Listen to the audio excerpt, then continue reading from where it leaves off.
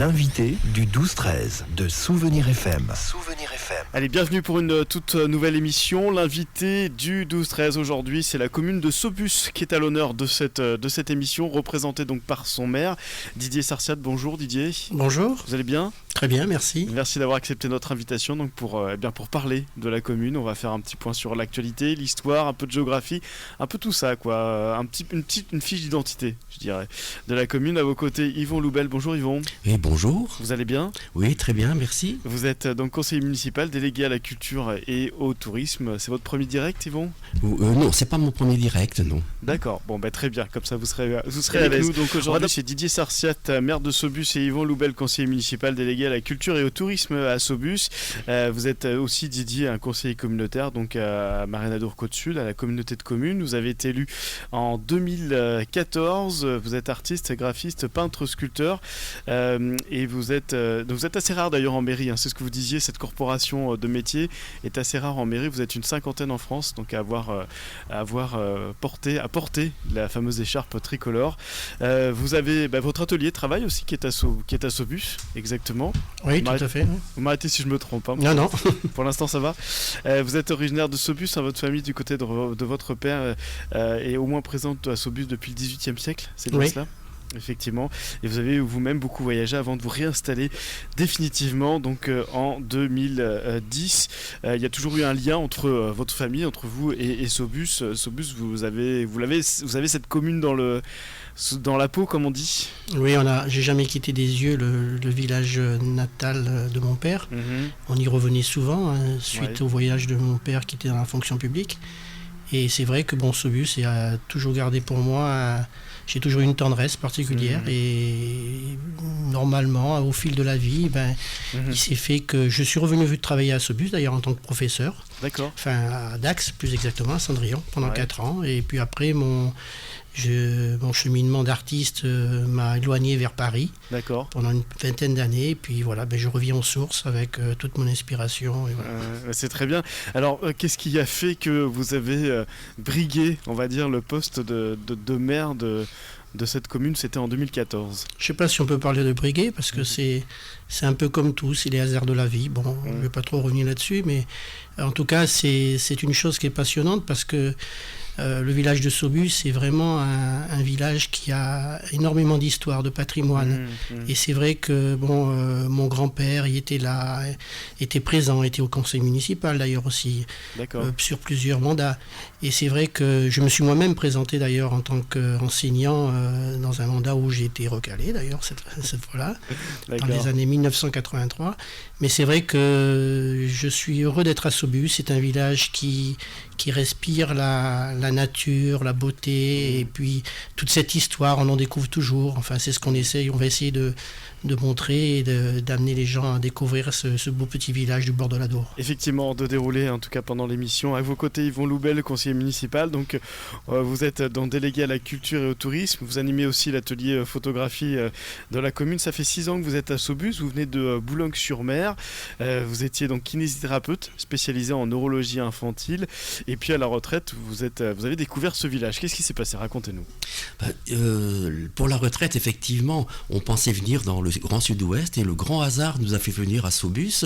Et en 48 heures, on s'est décidé par la maison et puis par le bourg qui est vraiment extraordinaire, très beau, avec l'Adour qui fait rêver, et puis toutes les associations de Saubus qui fait qu'on a flashé, c'était vraiment le coup de cœur, et on le regrette surtout pas, par le temps d'ailleurs. Le temps est nettement meilleur que dans le Nord, et les associations ici. Oui, et on a adhéré immédiatement aux associations, et puis par la force des choses, et puis par le hasard aussi, j'ai été élu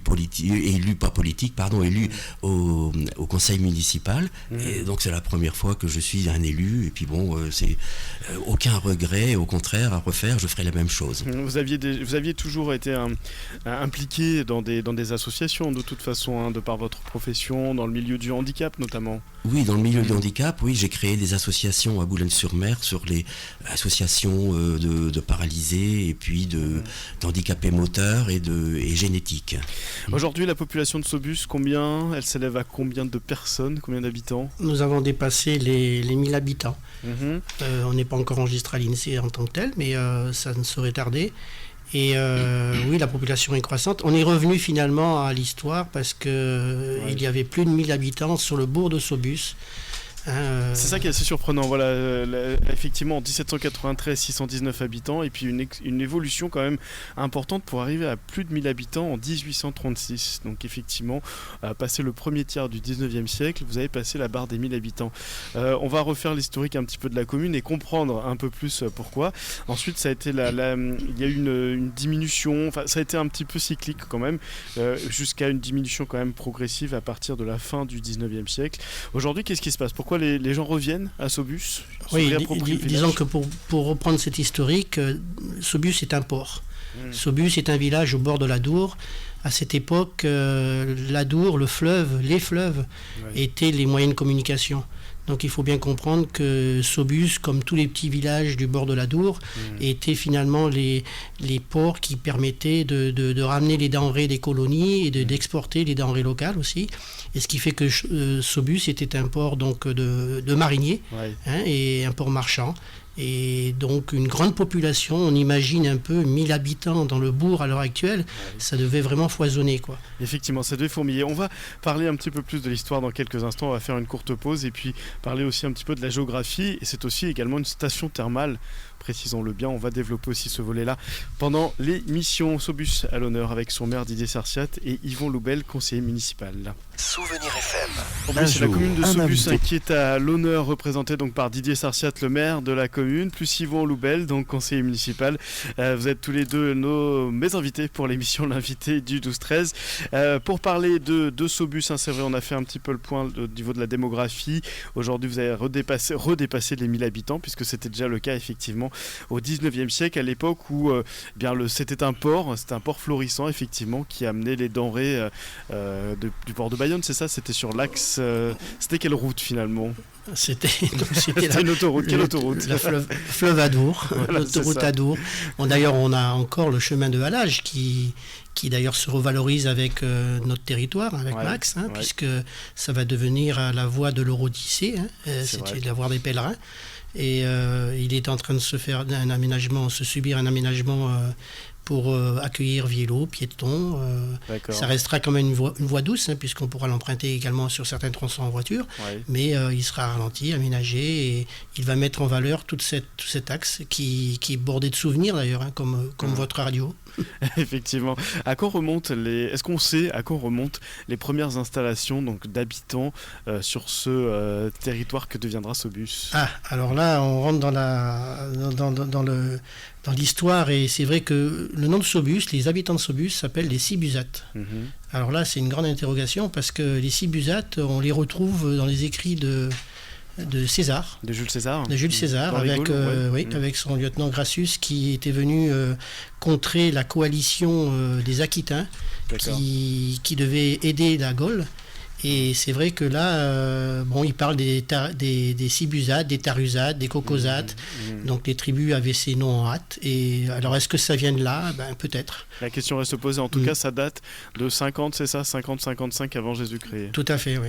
Donc ça date effectivement d'il y a un petit moment. À partir de quand on a des certitudes, on a un peu plus de certitudes au Moyen-Âge? On a des informations historiques sur le au Moyen-Âge? Au moment de l'Église, je pense. Oui, en 1289, le nom de Saubus est arrivé. D'accord. Avant, c'était le nom de Sibus, Suabus, Saubuc, Saubus, orthographié différemment, Saubulia, Saubussa aussi. C'était pas fixe encore, c'était pas stable encore. C'était pas stable. Mais les premiers écrits, c'est en 1289 où c'est le nom de Saubus qui est arrivé. D'accord. Construction de l'église au XIIIe siècle, c'est bien cela, avec le château aussi de Belpaire, si j'ai bien compris, par le chevalier de Belpaire, autre personnalité donc qui a marqué de son empreinte la commune. Oui. On retrouve d'ailleurs des traces, alors là il faudra encore... vous savez, il y avait les nobles d'Albret. Les nobles d'Albret, d'ailleurs ils viennent de Dax. D'accord. Du Dax, écrit ACQS. Ouais, à l'ancienne donc. À l'ancienne. et on retrouve des seigneurs de Josse, de Saubus, D'accord. Et alors bon là il faudrait vérifier, mais enfin dans l'église de Saubus, on était venu d'ailleurs en parler dernièrement à votre radio, je vous en remercie. Je vous en prie. On parlait du chevalier de Belpère où on retrouve justement les armoiries dans l'église du XIIIe siècle et même date de cette bâtisse, de cet édifice. Effectivement, et puis la Dour, bien sûr, c'est le fleuve qui a construit aussi évidemment la commune. Donc on l'a dit, c'était l'autoroute à l'époque, il n'y avait pas d'axe routier comme on a aujourd'hui, qui servait à transporter des denrées qui venaient effectivement de partout, des colonies qui venaient de partout. Et c'est construit donc autour de ce fleuve Adour, à la fois le transport de denrées et puis aussi donc des bâtiments progressivement. Au 19e siècle, une personnalité s'est installée à Saubus. Elle s'appelait Eugénie Desjobert. Qui était-elle ? Eugénie Desjobert, c'est un grand personnage, je dirais, de Saubus et du territoire. C'est une grande donatrice. Son histoire est un peu douloureuse. Parce que elle vient s'installer à Saubus finalement grâce à son frère qui porte le prénom de Guillaume Tell, d'où l'origine de Suisse, Guillaume Tell de Lachaud. D'accord. Et il vient avec ses parents et bien sûr il y a des enfants qui naissent, mais elle survit à tout le monde. D'accord. Et il se trouve que dans les années 1870, dans ces années-là, elle s'interroge sur ses biens et c'est comme ça qu'elle va donner beaucoup de choses au territoire, notamment le CERS de la Côte, qui était un sanatorium. Oui, le préventorium avant de construire à l'emplacement de l'actuel CERS. Avant, il y avait un préventorium. Le pont de Saubus, où elle a donné 400 000 francs au conseil général de l'époque, pardon. D'accord. Et qui a construit ce pont, et puis des bâtisses, nombreuses bâtisses. La mairie de Saubus, parce qu'on avait été exproprié par rapport à ce pont. Il y avait la bâtisse était là, et c'était une bouchonnerie d'ailleurs à l'époque. D'accord. Il y avait une grande activité de bouchonnerie. Le port était une activité portuaire, marchande, bouchonnerie, et également, il ne faut pas oublier quand même la pêche. La pêche a été très importante dans cette région, quoi. En fait, qu'est-ce qui s'est passé ? Elle a eu un petit coup de cœur pour Saubus, Eugénie Desjobert.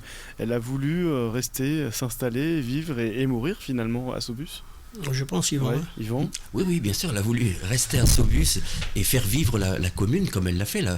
Fait fabriquer ce pont d'Oriste à Saubus. Et au départ, le Saubus était sur la commune d'Oriste. Et donc il y a eu un changement de rive pour arriver justement à la rive droite de Saubus, alors qu'avant, de la Dour, alors qu'avant elle était sur la rive gauche. D'accord, il y avait il y avait plus de construction du côté gauche, c'est ça ? Je dois préciser que c'est bien antérieur, ça. D'accord. Oui, tout à fait antérieur. C'est bien avant, on revient à... Oui, à l'Antiquité. Et on ne connaît pas les raisons, ni le moment où cette chose s'est faite. D'accord, ok. Bon, c'était un point intéressant aussi à évoquer dans l'histoire de Saubus. D'autres personnages peut-être ont marqué la commune, Yvon ? Oui, donc il y a le duc de Bouillon, qui était bien avant 1789. Ouais. Il y a le nom de Borda aussi. Ah oui. Beaucoup de noms étaient originaires de Saubus, de Borda. Il y a aussi de Brutails. D'accord. Et de Postis également, des seigneurs. D'accord, des seigneurs. Et oui, des seigneurs, et aussi bien sûr le chevalier de Belpère, qui était réputé. Qu'on a évoqué. Henri IV aurait dîné à Saubus apparemment. Oui, on a trouvé des petits écrits là-dessus. Henri IV dînant à Saubus et prenant le bateau pour Bayonne. Oui. Ah oui, voilà, c'est ça. Voilà. Il a fait halte en fait, en quelque sorte. Il a fait une halte. Bon, très bien. Bon, c'est vrai que l'histoire, le chemin de fer, quand même, précisons pour terminer, que le chemin de fer, l'arrivée du chemin de fer a tué au 19e siècle l'intense commerce fluvial de cet Adour. Mais néanmoins, voilà, Saubus a gardé cette identité, et notamment autour du fleuve. On va marquer une nouvelle pause et puis on va se retrouver juste après. L'invité du 12-13, Didier Sarciat, maire de Saubus, conseiller communautaire bien sûr à Marennes-Adour Côte-Sud, et Yvon Loubel, conseiller municipal délégué à la culture et au tourisme, toujours pour la commune de Saubus. Vous allez bien ? Ça va ? Ça va. Pas de soucis particuliers ? Toujours bien. Toujours bien. Pour terminer sur l'histoire, un petit peu le patrimoine de la commune de Saubus, on n'a pas évoqué cette fameuse pierre longue. Alors qu'est-ce que c'est ? C'est quoi ? C'est un dolmen, comme diraient nos amis bretons ? Yvon, je te laisse... Oui, un menhir peut-être plutôt. Oui, c'est pas un menhir. Bon, c'est une pierre qui fait 1,80 m de long, de hauteur, pardon, et 1,40 m de circonférence. Donc il y a plusieurs versions. La version serait que ce serait l'emplacement d'un camp. D'accord. C'est une des versions. Aussi, probablement, qui viendrait peut-être aussi d'une construction de Dax, peut-être également. Et ça viendrait aussi peut-être d'une construction romaine qu'on n'a pas retrouvée à Saubus. Alors ce qui me plaît le plus, c'est la légende. Ce serait une fée qui aurait cette pierre sur la tête, qui l'aurait mise là, qui l'aurait plantée. C'est une légende. Et alors pour les paysans, quand ils voulaient de la sécheresse, anti-sécheresse, ils penchaient cette pierre pour provoquer de la pluie. D'accord. Voilà. Donc là, c'est une légende. C'est sympa, j'aime bien la dernière version aussi. Oui, voilà, ça laisse rêver à pas mal de choses. On n'a pas une idée de quand elle date d'ailleurs, cette pierre en l'occurrence, c'est compliqué. C'est de l'époque romaine, c'est certain. Mais ça peut être aussi une pierre qui servirait de repérage entre Dax et Bayonne. Elle est située où exactement? Sur un carrefour, à l'entrée de Saubus. D'accord. À l'entrée de Saubus, on peut l'apercevoir. D'ailleurs, il y a un panneau information qui parle d'elle à ce moment-là. Qui explique aussi les choses. Le patrimoine aussi, c'est ce lavoir, alors qui se situe où exactement? Oui, encore une donation de notre donatrice, Eugénie Desjobert, qui a donné le lavoir, qui est dans la commune de Saubus, sur une contrée un peu humide. Il est assez difficile à trouver, mais il y a des panneaux indicateurs. On a tout un périple d'ailleurs qui est tracé sur le port de Saubus, où on peut voir donc tous les éléments de Saubus, les thermes, le parcours sportif, le Joannin, qui est un ruisseau qui traverse tout Saubus, le château Belpère, bien sûr, les portes à flot. Les portes à flot, on n'en a pas parlé, mais c'était finalement des portes qui ont été fabriquées par les Hollandais, qui permettaient justement de réguler la marée. C'est-à-dire que la marée remonte jusqu'à Dax, et donc ça permettait de faire rentrer les eaux dans les barthes. C'est aussi les barthes, c'est un élément historique de Saubus, c'est des barthes inondables, donc où on retrouve bien sûr le foin, les denrées, la faune, la flore. C'était aussi ça servait d'écluse en quelque sorte. Tout à fait, voilà, tout à fait, et qui sont toujours en fonctionnement et qui fonctionnent toujours. Ah d'accord, c'est bon à savoir effectivement. Voilà, après pour continuer, le lavoir, vous en avez parlé, qui était chauffé à l'époque. D'accord. S'il vous plaît. C'était le pressing de l'époque. Il y avait un feu en dessous, quelque chose, un aménagement comme ça. Voilà, qui permettait de chauffer l'eau. Et merci à Eugénie Desjobert encore qui avait permis ça. D'accord. Elle a mis aussi la première fontaine qui était sur le bourg. Ouais. On peut découvrir aussi dans l'entrée de l'église, personne ne le voit trop, mais on voit encore la pierre tombale de sa mère, Madame Colline, épouse de Lachaud. D'accord. Qui est toujours enterrée à l'entrée de l'église de Saubus. C'est elle aussi qui a donné à l'heure actuelle le terrain du cimetière, le cimetière qui était comme à l'époque autour de l'église. Oui, comme ça se faisait beaucoup, effectivement. D'accord, intéressant. D'autres personnalités aussi liées à la commune. J'ai noté l'existence donc de Jorge, je ne sais pas si je vais bien le prononcer en espagnol, Jorge María Hurtón Poisson, qui était né à Saubus et qui est mort à Santiago de Chili, qui a été évêque auxiliaire à Chili et qui a notamment œuvré pour la défense des droits de l'homme pendant la dictature de Pinochet. Ça me parle pas trop, mais Hurtón, ça me parle parce que par contre c'était le maire de Saubus à l'époque du décès de Eugénie Desjobert. Probablement la même famille. Sûrement. Il y a de fortes chances, effectivement.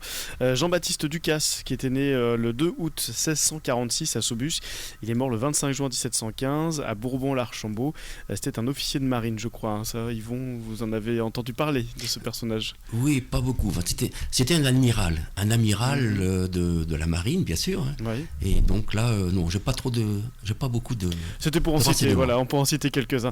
On va continuer de parler de Saubus après une courte pause. La commune de Saubus inquiète à l'honneur dans cette émission, l'invité du 12-13 avec son maire Didier Sarciat et Yvon Loubel, conseiller municipal, délégué à la culture et au tourisme. On a commencé à faire une jolie fiche d'identité de cette commune de Saubus. Les termes de Saubus, très importants. Est-ce qu'on a quelques informations un petit peu historiques sur ces termes qui aujourd'hui tournent à plein, la fréquentation est même, je crois savoir, en hausse. Oui, merci d'en parler d'ailleurs. C'est vrai que finalement c'est une grosse activité économique de Saubus. Si le port a un peu perdu de son allant du fait du chemin de fer, c'est vrai que Saubus vit par son tourisme et par son thermalisme.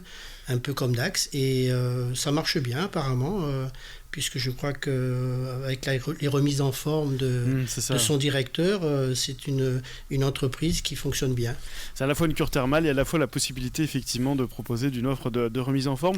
La source, c'est la même qu'à Dax, c'est une différente, l'eau est identique. En tout cas, là, toutes les propriétés voulues pour le thermalisme et la boue. D'accord. Et ça, depuis 3 générations, donc c'est une entreprise privée, bien sûr, mais qui fonctionne bien. D'accord. Et qui nous amène d'ailleurs toute une clientèle. Et la clientèle que j'ai le bonheur de rencontrer des fois sur nos manifestations, nos associations, nos rencontres, recherche dans ce thermalisme justement le côté un peu vert, un peu la campagne. Tourisme vert, comme on dit. Voilà. Très bien. C'est la source Raja avec son eau chlorurée à 39 degrés qui dispense donc des bienfaits dans le traitement des rhumatismes et de la phlébologie. Donc effectivement, ça rejoint la cure thermale possible à Dax. Est-ce qu'il y a des projets ? Bon, on imagine qu'il y a des projets en cours, bien sûr, sur la commune, Didier, mais est-ce qu'il y a un projet particulier qu'on peut évoquer sur cette antenne ? Je crois savoir que c'est lié à Max, d'ailleurs, et au chemin de halage. Oui, le chemin de halage, on en a parlé un peu tout à l'heure. C'est vrai que c'est un bel ouvrage qui va être revalorisé par l'Eurodyssée, donc qui va permettre aux gens de partir sur la côte en vélo ou inversement. Donc un lien directeur qui va remettre en valeur toute cette histoire le long du chemin de halage depuis Saubus jusqu'à la côte. Voilà, c'est super, comme ça on va pouvoir aller de la côte, des pistes cyclables de la Vélodyssée en l'occurrence, jusqu'à celle de l'Eurodyssée, ça s'appellera comme ça. C'est ça. C'était prévu depuis plusieurs années, je crois. Oui. Je crois savoir. D'autres projets ou pour l'instant c'est le plus important? Yvon parler des futurs projets de la commune. Allez-y. Oui, alors, en parlant du chemin du halage, on a un concours photo qui est en cours, qui va démarrer là maintenant. D'accord. Donc c'est déplacement doux dans nos campagnes. C'est le thème. Voilà, c'est notre thème, c'est une première. Donc ça correspond un petit peu au chemin de halage qui va être en cours, qui va se préparer. D'accord. On a également un concert de Noël où 40 enfants de l'école de Saubus vont chanter avec nous les chœurs de Saubus. Nous sommes aussi une quarantaine de choristes, entre 40 et 50, et avec l'orchestre symphonique de Metz. Donc ce sera le 17 juillet à 20h30. Et donc le 17 décembre, vous voulez dire pardon, excusez-moi, oui. Oui, le 17 décembre à 20h30 en l'église de Saubus. D'accord, très bien. Et puis le carnaval. Ah oui, le fameux carnaval, n'oublions pas. Qui veut en parler ? Yvon peut en parler. Oui, carnaval, c'est ancestral, c'est plus que centenaire, et ça milite vraiment un travail extraordinaire partout, bénévole, par les gens de Saubus, l'amicale des fêtes, qui est vraiment très très active, avec d'autres amicales aussi. Avec des chars, c'est ça qui avec des chars décorés, des chars avec des fleurs, c'est vraiment extraordinaire, un travail fou. C'est un travail d'1 an pratiquement sur chaque fête d'y penser, et des chars qui arrivent à quelquefois à 4 mètres de hauteur. Et il faut venir. C'est un bon événement. Et c'est un événement centenaire, et puis c'est un événement aussi qui réunit chaque année 200 à 250 personnes de la commune. C'est énorme comme travail. Les associations toutes se fédèrent dessus, et c'est vrai que c'est d'ailleurs même cette année le comité Cibusat du carnaval va présenter cet événement au niveau par exemple du centre de loisirs de Saint-Jean-de-Marsac. D'accord. Pour justement montrer un peu toute cette histoire.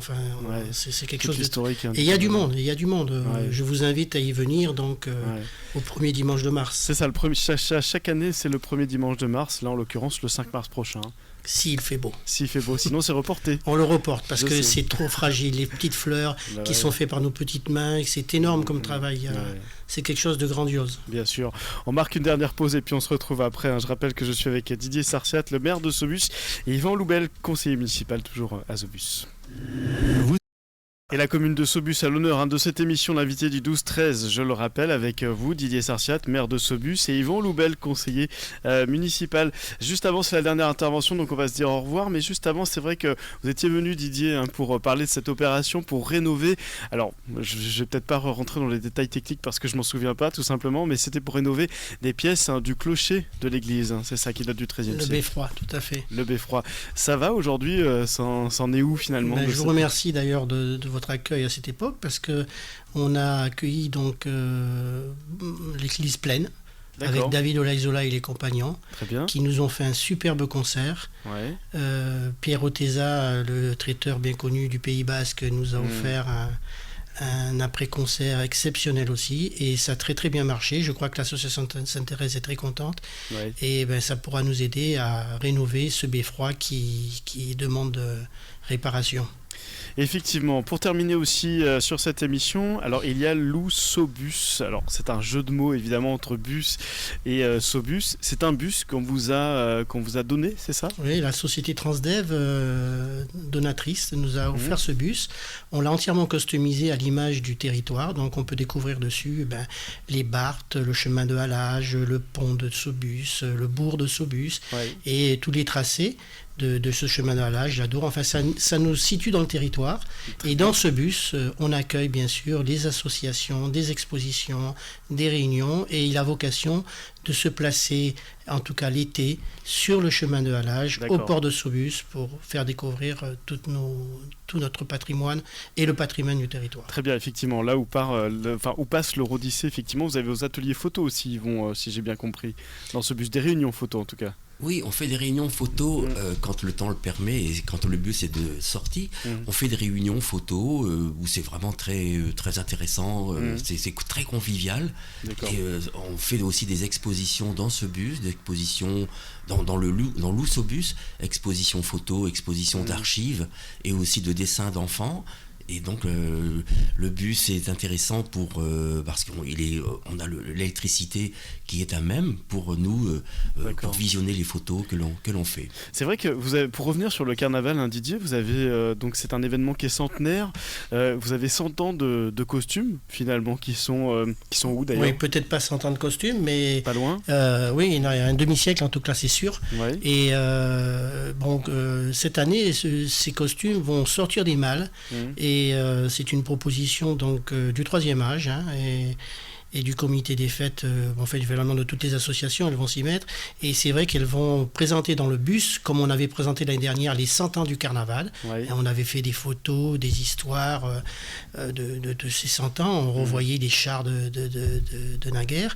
Et là, on va voir finalement toute l'histoire de nos costumes à travers les plus beaux costumes qui ont été vus durant ces années, quoi. Très bien, il va y avoir de belles pièces, on l'imagine. Je pense que ça sera très intéressant. On va d'ailleurs essayer de pérenniser la chose en faisant peut-être un livret ou un site, en tout cas, qui laissera la possibilité, parce que ces costumes ont vocation aussi peut-être à être reloués, reprêtés et vivre ailleurs, parce que c'est vraiment souvent de très beaux costumes qui ont été faits par les petites couturières de Saubus encore. D'accord. Merci à toutes ces bénévoles qui permettent justement de perdurer ce bel événement.